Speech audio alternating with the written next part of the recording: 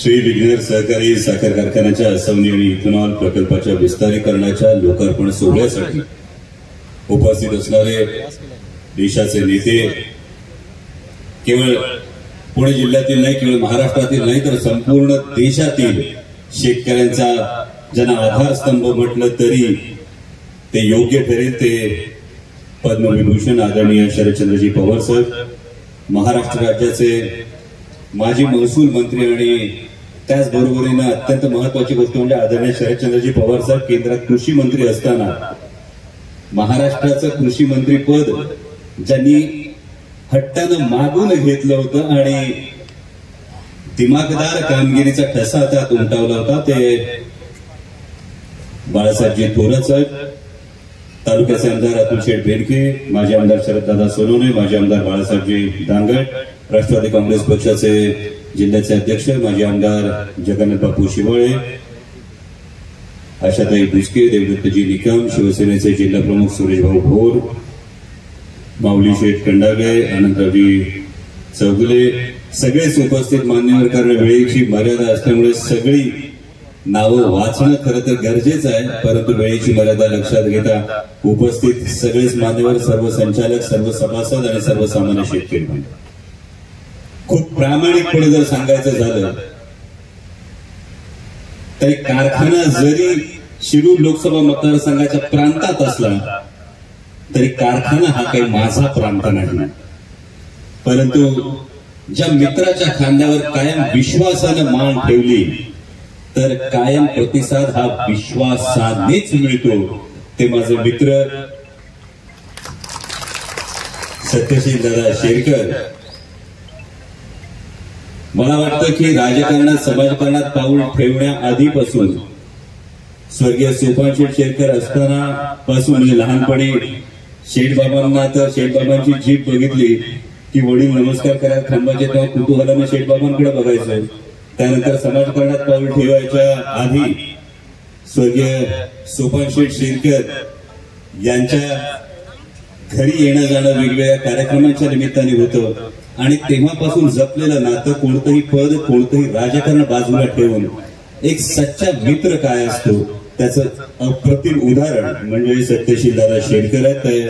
मी कारखान्याचं मनापासून अभिनंदन करतो या प्रकल्पासाठी आणि याचा लोकार्पण सोहळा आदरणीय शरदचंद्रजी पवार साहेबांच्या हातून होत असताना हा एक विलक्षण योगायोग आहे की एकीकडे अनेक व्यासपीठांवर साखर उद्योग हा अडचणीत आहे, साखर उद्योग हा अडचणीत अशी चर्चा होत असताना केवळ चर्चा करण्यापेक्षा त्याचं सोल्युशन काय आहे यासाठी आदरणीय पवार साहेबांच्या माध्यमातून वसंतदादा शुगर इन्स्टिट्यूटला गेले 3 दिवस ही कॉन्फरन्स सुरू आहे. तब्बल 16 देशांचे एक्सपर्ट्स हे येऊन यावर विचार मंथन करतायत. त्यामुळे लोकार्पण अशा नेत्याच्या हातून होतंय जो नेता प्रॉब्लेमची चर्चा करत नाही, जो नेता त्याच्यावरचं सोल्युशन शोधण्याची चर्चा करतो आणि ते म्हणजे आदरणीय शरदचंद्रजी पवार साहेब. मगाशी सत्यशील दादांनी त्यांच्या भाषणामध्ये कांद्याच्या प्रश्नाचा उल्लेख केला, दुधाच्या प्रश्नाचा उल्लेख केला. खरं तर कांद्याच्या प्रश्नाच्या संदर्भात काल माननीय पंतप्रधान महाराष्ट्रात येऊन गेले. माननीय पंतप्रधानांकडून फार मोठी अपेक्षा होती, विशेषतः काळाराम मंदिरामध्ये माननीय पंतप्रधान महोदयांनी स्वच्छतेचा संदेश दिला, मॉप करून स्वच्छतेचा संदेश दिला.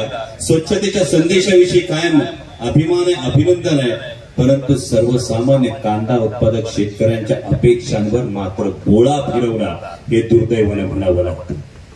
परवा एका शेतकरी बांधवाने एक मेसेज केलाय, तर मेसेजमध्ये त्यांनी इतकं सोपं सांगितलं होतं की 2013 साली साहेब 700 रुपये क्विंटलनी कांदा घातला होता, परवा सुद्धा 700 रुपये क्विंटलनी कांदा घालावा लागला निर्यात बंदीमुळे.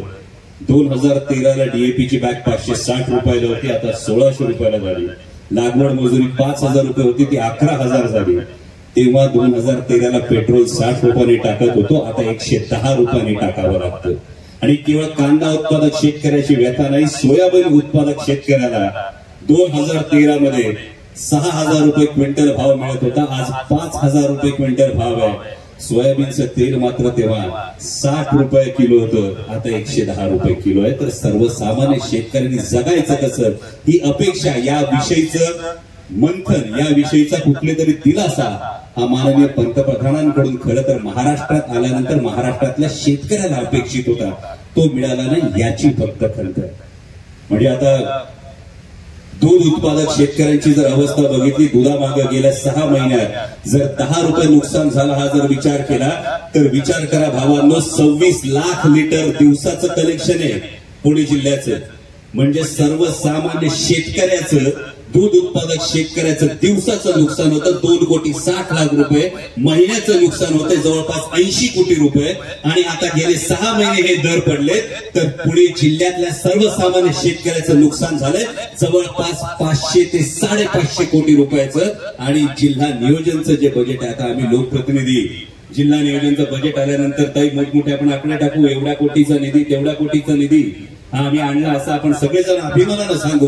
पण वस्तुस्थिती आणि खंत ही आहे की गेल्या 6 ते 8 महिन्यामध्ये पुणे जिल्ह्यातल्या सर्वसामान्य शेतकऱ्याचं नुकसान जर असेल दूध उत्पादकांचं फक्त, तर 500 ते 550 कोटी आहे. आणि जिल्हा नियोजनचा वर्षाचा निधी हा फक्त 1000 कोटी. याला वाचा फोडली पाहिजे, याच्याविषयी बोललं पाहिजे, ही भूमिका मांडली पाहिजे. आणि ही शेतकऱ्याची भूमिका मांडत असताना शेतकरी आक्रोश मोर्चा जेव्हा निघाला तेव्हा आदरणीय साहेब, आपण जेव्हा कृषी मंत्री होता तेव्हाच्या प्रसंगाची आठवण आली की तेव्हा भारतीय जनता पक्षाचे नेते कांद्याचे भाव वाढले म्हणून कांद्याच्या माळा घालून संसदेत येत होते. जेव्हा आम्ही शेतकरी आक्रोश मोर्चासाठी फिरत होतो तर ठिकठिकाणी शेतकरी ती कांद्याची माळ देत होते, कांद्याची माळ देऊन आठवण करून देत होते की फरक बघा. म्हणजे आता जेव्हा शेतकरी आक्रोश करतो तर केंद्र सरकार कांद्याची निर्यात बंदी लागते, निर्यात बंदी उठवत नाहीये आणि शेतकऱ्याचं कंबरडं मोडतंय. पण आदरणीय पवार साहेब जेव्हा कृषी मंत्री होते तेव्हा विरोधी पक्षाचे, तेव्हाचे भारतीय जनता पक्षाचे नेते हे गळ्यात कांद्याच्या माळा घालून आले तरी पवार साहेबांनी सांगितलं, मी निर्यात बंदी लादणार नाही, माझ्या सर्वसामान्य शेतकऱ्याच्या ताटात माती कालवणार नाही. आणि हा विश्वास सर्वसामान्य शेतकऱ्याचा आदरणीय पवार साहेबांकडून आहे. आणि म्हणूनच आपण सगळेजण पवार साहेबांचं मार्गदर्शन ऐकण्यासाठी उत्सुक आहोत. मी पुन्हा एकदा कारखान्याच्या सर्व संचालकांना, सर्व सभासदांना आणि माझे मित्र सत्यशील दादांना मनापासून शुभेच्छा देतो. तालुक्यातलं एक उमद नेतृत्व अशी दमदार पावलं टाकताना अनेक आशा पल्लवित करतं. तुमच्या सगळ्या मनोकामना आई जगदंबा पूर्ण करू अशी सदिच्छा शुभेच्छा देतो. धन्यवाद. जय शिवराय. मंडळी, यानंतर मी विनंती करतो